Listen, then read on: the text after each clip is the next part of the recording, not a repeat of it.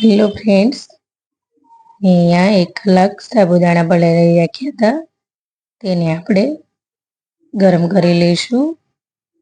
જ્યાં સુધી આપણું ટ્રાન્સપેરન્ટ ન થાય ત્યાં સુધી આપણે સાબુદાણા આ રીતે ચલાવતા રહીશું. તો આપણા સાબુદાણા ટ્રાન્સપરન્ટ થઈ ગયા છે. તો હવે આપણે ગેસ બંધ કરી દઈશું. એક પેનમાં આપણે દૂધ લઈ લઈશું. તેને 5 મિનિટ સુધી ઉકાળી લઈશું. હવે આપણે આમાં ખાંડ એડ કરી દઈશું અને સાબુદાણા એડ કરી લઈશું.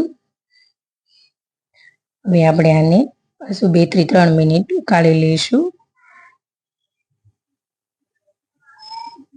તો હવે આપણે આપણું ઠરી ગયું છે. તો હવે આપણે એમાં એલચી, દ્રાક્ષના ટુકડા, એપલના ટુકડા,